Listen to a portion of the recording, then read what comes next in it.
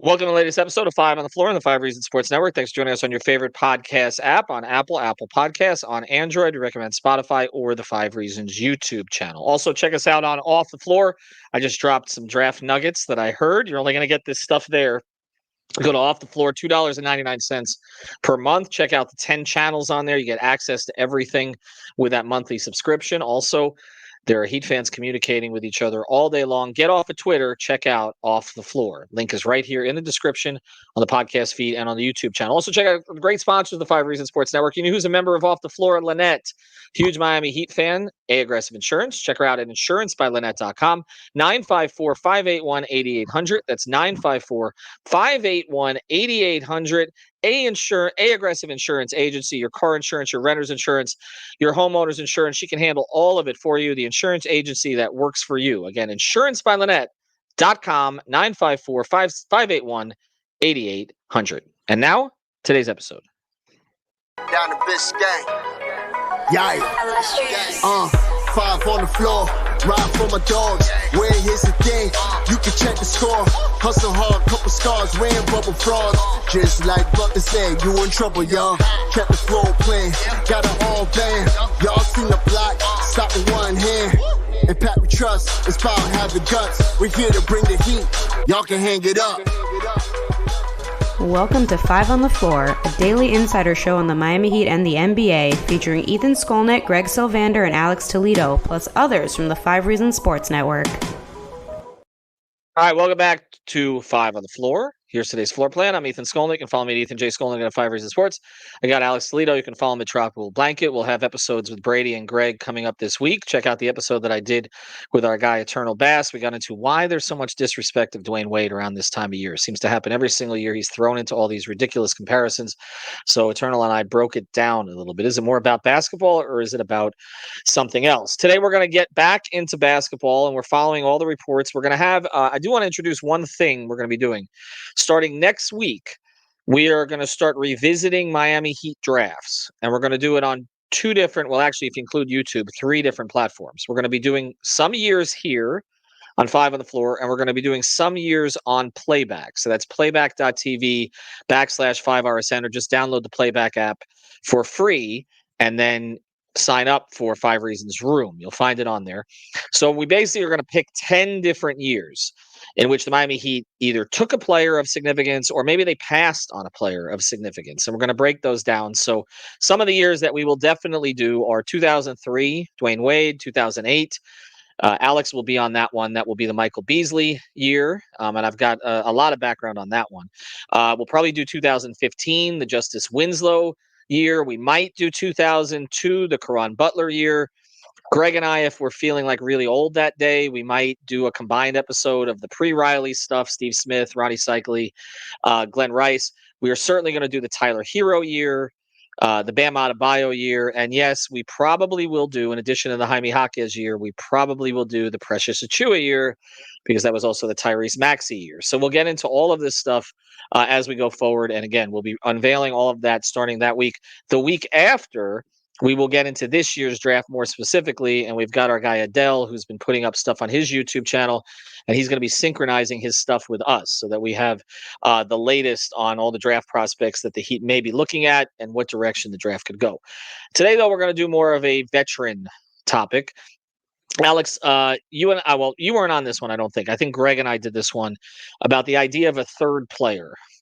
And in light of what Tyler Hero makes, Terry Rozier make, whichever one you consider their third player, Tyler's their third highest paid player, kind of what you can pay to a guy like that or what direction you need to go under the current tax rules, second apron rules, and all that. And, you know, it's been said to me that in the modern NBA, if you've got two maxes, your third guy like really can't be much more than a mid-level.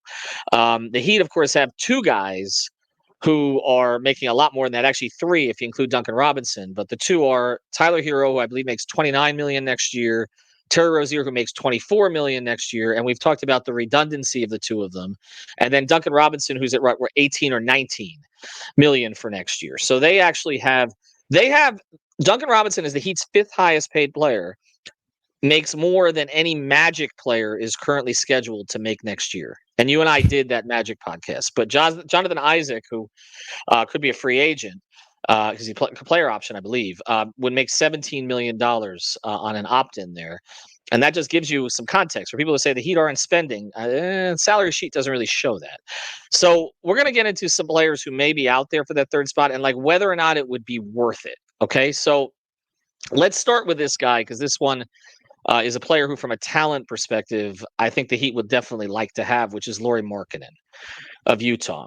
And we were going over this before we came in. Now, Markkanen is a free agent after this upcoming season, correct, Alex? Mm-hmm. $18 million, something along those lines? Yep. In the modern NBA, what would Lauri Markkanen be worth per year to you?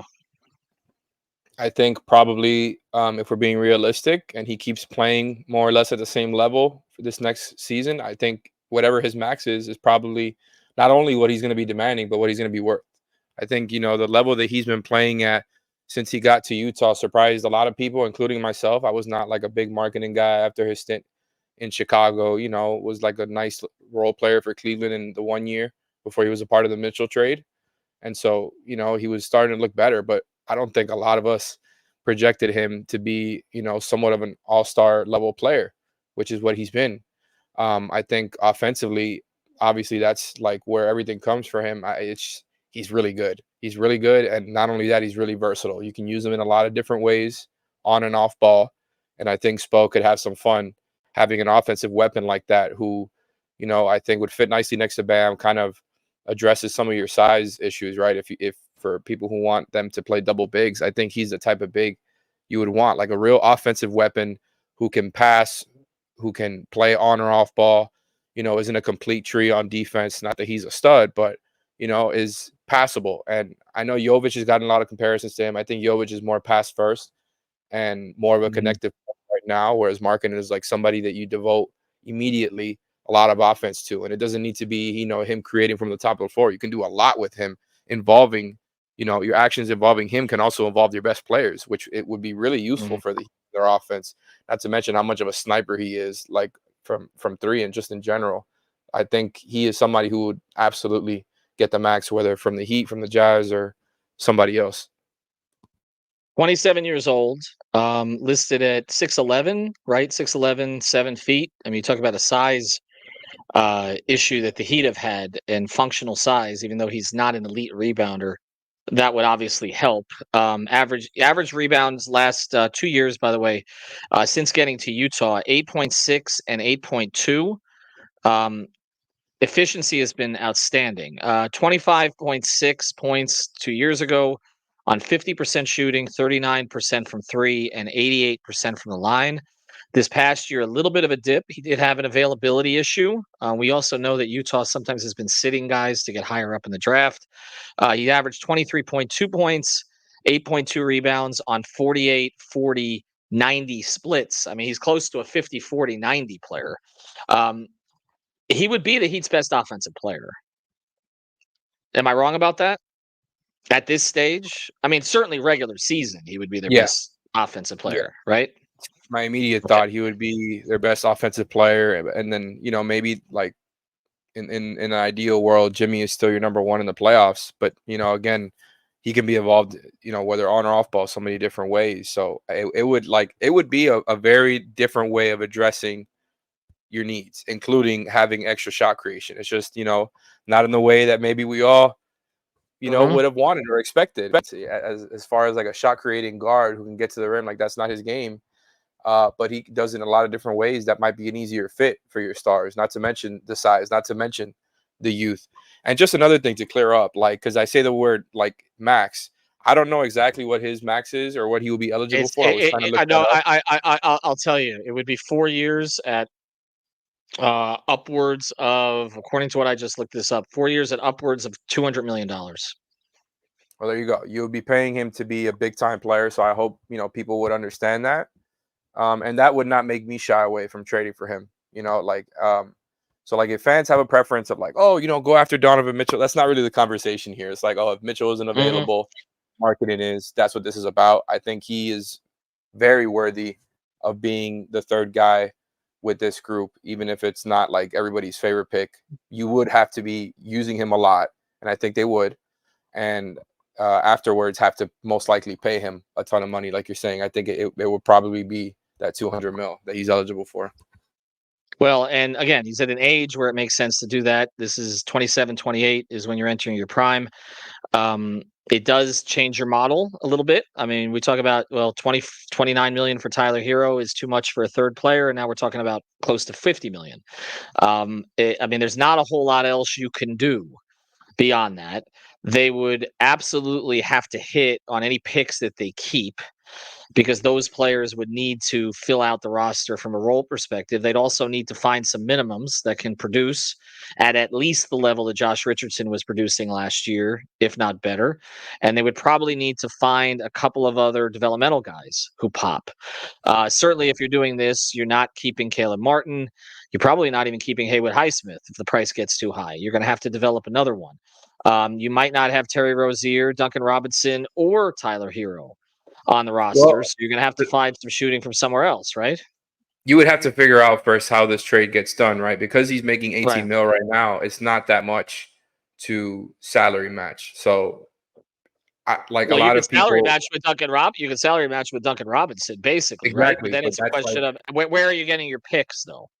exactly. It's You'll a very idealistic, I guess, just trade match where you go dunking in some picks. I don't know if that'll get it done for Utah. And like you guys have said in the past, they like Tyler. So I think immediately our brains go to, okay, Tyler and whatever else, draft capital wise. But he makes a lot more money in this upcoming season. So then if you start throwing other Jazz players, it gets complicated. Maybe you move Tyler, to get an extra pick or whatever. I don't know, maybe that's a scenario that they look through. But I don't think the Jazz would get excited if the Heat just go, okay, dunk it in 2 first. Well, the other issue with it is the guy who runs the Jazz probably won't get excited about anything that the Heat are offering because it's Danny Ainge. That's just everything. Let me look at their cap sheet here as we go forward. They took John Collins into space last year at 26.5 million. How many years did they give him? I'm looking that up right now. Sexton, they have at 18 million last year. I'd like to have him in Miami, but again, I don't think he's just a giveaway player. So 26, there's a player option for John Collins at 26.5 the year after, which my guess is, with the way his career has gone, he'd probably opt in. I'm looking at a way to make this deal bigger. You can obviously involve other teams. I mean, they're not going to be moving them Walker Kessler. There's just not a hell of a lot on this roster to kind of play with. You've got Clarkson at 14 million next year. Ainge has talked about, how it's time now to start to pivot, right? That to actually start to compete, which it hasn't felt like they've been doing the last 2 years. If you're actually starting to compete, you might keep Markkanen. It doesn't seem that they're inclined to do that. And I'm a little dubious on their strategy of trying to compete in the West right now. I don't know how, right? Like if you're in the East, I'd say yes, but how are you competing with Denver to a certain degree? Although I'm not all that impressed right now. Dallas, OKC with all of their assets, the Clippers are still a factor in some way. They have a handful of contenders, and then they have in total 12 playoff teams, not including the Jazz. If you're and that doesn't even include Memphis next year. And that right, Memphis, which looks like, I mean, they're gonna be good quickly, and then the Spurs are not that far. That kid may just blow up this summer in a way that if they add 2 pieces, they're at the very least a play-in team. They have the 4 and 8 in the right. So I don't know. When I look at Ainge's strategy here, I'm kind of like, okay, is this really the time to do this now? And again, that may play into moving Markkanen not now, and not thinking that he's a $50 million number 1 player, I guess, on a contender. But then again, the math becomes: is he a $50 million third guy who's maybe your best offensive player, but not your best overall player? Would the Heat have the best front court in the Eastern Conference? Oh, spicy. I guess it would be them or the Bucks if you're still, going with Brook there, just because of Giannis's dominance. Well, I guess or the Celtics, right? Porzingis, Tatum, and Brown. If you're saying that you're playing with that, right? If you're playing their smaller lineup, right? Which is what they've gone to, which is not that small actually. But if you're going to that, I guess how could you? I don't know how many picks you think this is. I mean, the guy Ainge took 6 picks for Gobert. Yeah, there's Like, been reports how like did the throughout Heat the even years. how did the Heat even get to a number that makes sense for them? That's the thing. I mean, that's why I was proposing that, Hero gets moved in a separate deal or part of Mm, a 3-team deal, however they work it out, because I don't think the 2 picks that they currently have available would be enough on their own, and then that inevitably gets to, again, I know everybody's gonna hate it. I'm not necessarily a fan of trading these guys, but Hakas and Jovic are gonna be asked for. It's just there's no right. doubt about it. If you were Danny Ainge, you would be asking for them too, right? And I don't think, everybody wants to give up Hakas and Jovic plus 2 first rounders plus whatever you got to do salary wise, including maybe trading Tyler, all for marketing. Like, are you that in on him? I don't know. I But think are that's you where it okay? becomes really tough. But Alex, are you more okay with trading Jovic if you're getting Markkanen? Because if Yes, you're but if getting I trade Markkanen, both, like Jovic does not have a path. There's not a path for Jovic to be playing 30 minutes next year if they got Markkanen. unless they just, were willing to use him as like, he's the third. Not only he would be the third big in the rotation, which I think is how he would get his minutes, but he would have to be like a 4-5 hybrid and probably just play with Mm, whoever's out there, whether it's Markkanen or Bam. It right. would have to be that type of thing. Unless it's like Spo doesn't want to play them together, then that really limits, where his minutes could come from. Not to mention Markkanen and Bam both don't miss a ton of games, and Right. uh, and that would be, that would be pretty helpful for the Heat as well. I mean, actually, now that I'm looking at it, I thought he didn't miss that many games, but he missed No, a he missed some last year, but again, if yeah. I think there is a part of this. If you look at their last 2 seasons, some of this was injury, but it was also the Jazz have kind of been an open. It's kind of been an open secret that they've dropped some games over the course of the last couple of years and sat some guys. I mean, that was one of the great tank jobs I've ever seen 2 years ago, where they were leading a game against the Heat and then nobody played in the fourth quarter. Yeah. They've been kind of obvious about it, so I don't think it's just that. Like, I wouldn't worry about him as much from an availability perspective. It does change that, like, the tone of the roster. Like, then maybe you're looking for like guards who can defend, like, which is cheaper to get than guards who can score. Like, I mean, if you have Markkanen, you still have Jimmy producing. If Bam continues You to probably modestly develop offensively, you don't really need. I mean, maybe you need one like volume 6-man type guy, but I don't feel like offense and you would would be as still have big of one. a problem. Right. If Well, you well, that I person will think be they're moving started. both. Wow, they might both be moved. I mean, I don't know. I mean, again, Yeah. because I mean, are you gonna if you got to pay marketing $50 million? And again, it wouldn't be this year; it'd be after that. But if you had to pay him $50 million as your third guy, are you keeping Terry Rozier at 24 million in the last year of his contract? I'm not talking about this upcoming season. I'm talking about after that. Or are you keeping Tyler at what, 30? I mean, because I think ultimately, if they got Markin and Tyler's gone, I think I agree with you on that. Like, I feel like that's gonna, and this gets back to what we talked about with Dame. The Heat's original offer, by reports, okay, and again, this is, there was not a lot of communication going on here, but Tyler and 2 firsts, like this would for Dame, like this would be richer than that. Like, it's not gonna fly on its own. They would have to find picks for other people, and then you mentioned they might have to throw in Jaquez and or Jovic, although I think it's more an or than an end. It's optimistic. But it depends. All right. So when we come back, we're going to talk about the situation in Atlanta. So we're kind of looking at these teams as we go forward and seeing if there might be a fit. There was a report today about DeAndre Hunter and Clint Capella. I want to talk about the Hunter thing because this would be a little bit of a different approach. You're not necessarily upgrading, but you're kind of salary shifting. So we'll get into that in a second. Before we do, want to mention a couple great sponsors of the 5 Reasons Sports Network. Our friends over at Better Edge. Use the code 5RSN. That's 5RSN. Get $20 to play. What's the difference between this and the other books? There's no VIG, which basically means you're just not giving away money for free. This saves you on your bets over the long run. That adds up. Also, you can find the line that you want in their marketplace. It's a social betting marketplace. Check it out at betteredge.com. Use the code 5RSN. That's the number 5RSN to play right away. Also, check out Prize Picks. Use the code 5 there. Get your initial deposit matched up to $100. This is legal, again, in the state of Florida. And again, you can play it pretty much the way you were before. There's no flex plays, but everything else is virtually the same. So go to prizepicks.com, use the code 5, FIVE, get your initial deposit matched up to $100 and start setting your lineup today. All right. So this report out of Atlanta that the Hawks could be moving. We've talked a lot about Trey and DeJounte Murray, but now we're moving to the front court. The Hawks have been stuck in kind of play-in purgatory. I guess the Heat have too. They got a finals appearance out of it for the past 2 years, and so they need to make changes. And it looks like ownership there is looking to do it. Clint Capella and DeAndre Hunter came up. Let's start with Hunter. Really talented player, Heroes draft class, kind of a high-end role player who's shown flashes of more, but has had trouble staying healthy, and really was kind of passed in some ways by Jalen Johnson last year for them. It's particularly late in the season. So it looks like they're willing to move on from him. Now, again, availability issues there was something that the Heat are concerned about. Here's his contract coming up. He signed an extension around the same time Hero did. He makes 21.7 next year, 23.3, 24.9.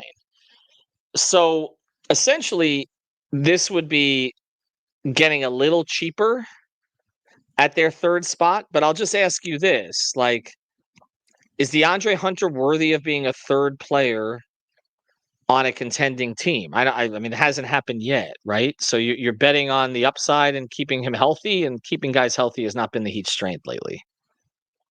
Yeah, no, I don't think DeAndre Hunter is worth being their third contract. I like him. I liked him coming out of college. I think he's been all right, but that's just it. I think he's been okay. And like you said, he got passed by Jalen Johnson this season, who is younger, more athletic, and can clearly do more things. Was more productive.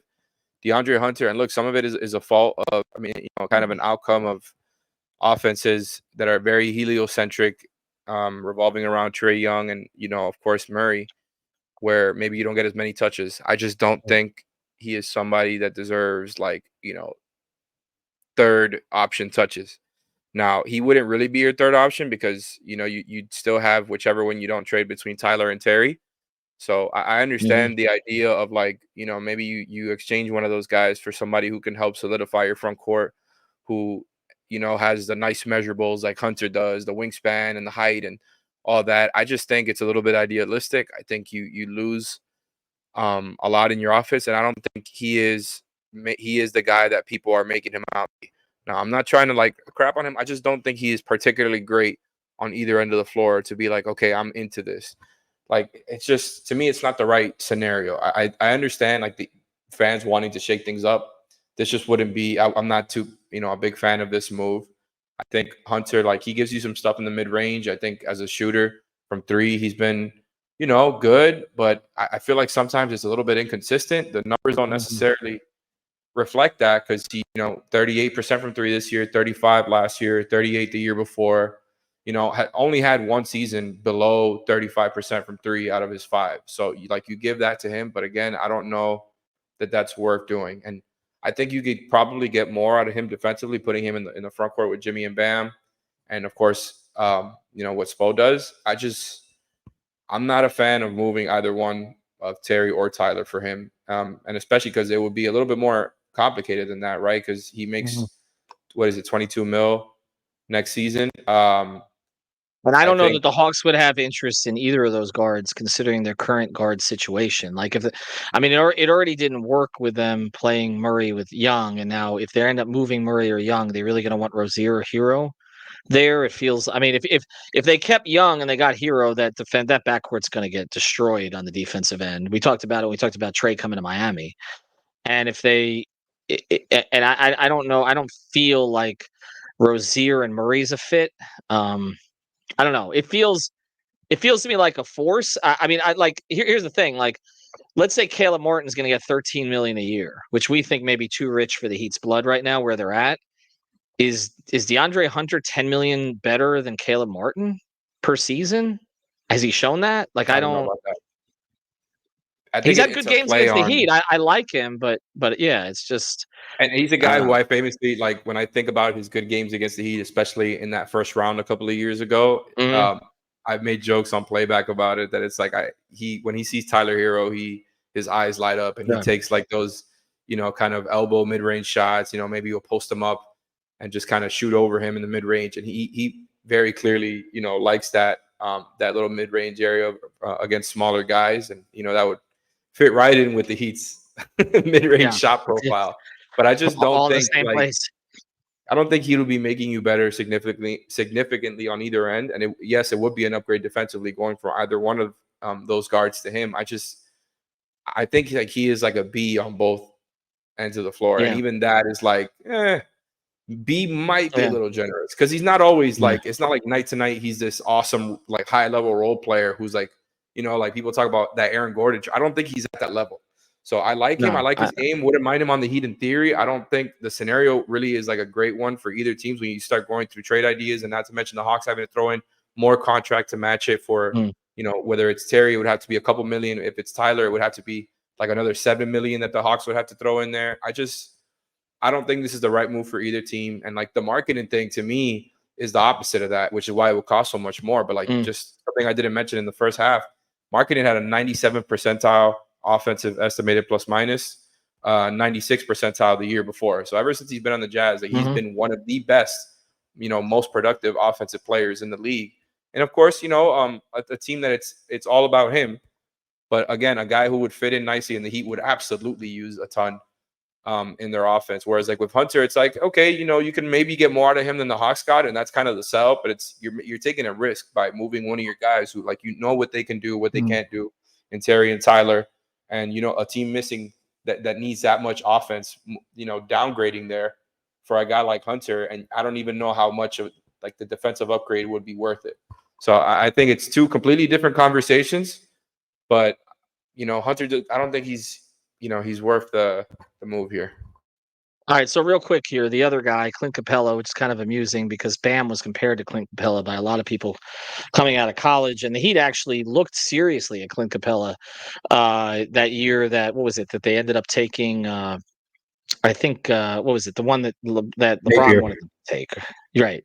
That otherwise Capella probably would have been the pick, if not. And he's had a good career, and he's had some big rebounding games against the Heat. He's actually coming up into the last year of his contract at $22 million. He would be a backup on the Heat. They're not going to play Bam with Capella. I don't believe in paying $22 million for backup centers, even if they're a high level backup center. But it is the last year of his contract. Is there any value there? I mean, this would be like a reset move, right? Like it's just cleaning out some cap after this year. And then again, he could be moved again, I guess, before the deadline if you wanted to do that. Once that the moratorium and that it ends. Is there any appeal to going after a $22 million backup center on an expiring? Well, and I forgot to mention him before, even though we mentioned him regarding Markkanen and that deal. Another scenario as far as like a guy who could be thrown in there, maybe they don't trade either Tyler or Terry, and it's Duncan with his 19 mil or so that he's making next season. You would still have to throw in more money, whether it is Capella or Hunter. As far as like really quick, because I didn't mention that before, I would maybe be more open to moving Duncan, but even then, neither of those scenarios really excite me. And I know that's not really the point of it, but it's not just about exciting. It's like moving Duncan or another one of your offensive guys who we were already mentioned in Hero and Rozier. Like, would that be the move for a backup five? Would that be a move for like this okay, somewhat starter level 4 and Hunter? I don't know. That's why I think maybe that's like maybe you just gotta swallow your pride and consider like do a move like that if you think it'll really help your roster and balance it out. I'm not really sold on either one.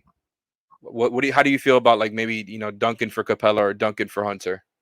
Yeah, that's one we mentioned before. Again, that's about the Hunter thing's a little different than Capella because you're taking on additional years there. So I don't know that that's the direction that the Heat would want to go. And then again, Hunter's been a good shooter, but Duncan's obviously a better shooter. I don't know that the offense for defense switch makes sense. With Capella, it's a little different because you're getting off the contract. So I could see it as potentially a shuffling move. I think Heat fans have to be prepared for the possibility that both Tyler and Duncan are moved, and then they're going to have to find shooting somewhere else. And I'm dubious on the idea of like Cole Swider stepping into the rotation next year. He doesn't look like a rotation player to me. Now, I've been wrong about some of their developmental guys in the past. I didn't think Haywood Highsmith would be this. We said he had a very sort of low ceiling, but a pretty high floor. And I think he's exceeded the ceiling that we've talked about. That's kind of where we're at. So my thought on it is that, first thing, Markkanen to me is worth a serious look unless Danny Ainge is just insane in his demands. Hunter, I really would not be serious about. Capella is just about if it's a shape-shifting move to get some contracts off the books next year and go a different direction with kind of more of a BAM focus. I think that's kind of where we're at with it. So we'll see. We'll get into more of these players as they become available. Check out, again, the other podcasts that are on the feed. Subscribe to Off the Floor. Check out Playback. Also, if you're a Dolphin fan, we've got our guys going on Playback as well. Thanks to our sponsors, Aggressive Insurance, Better Edge. Use the code 5RSN. Prize Picks. Use the code 5. Have a good one, everybody.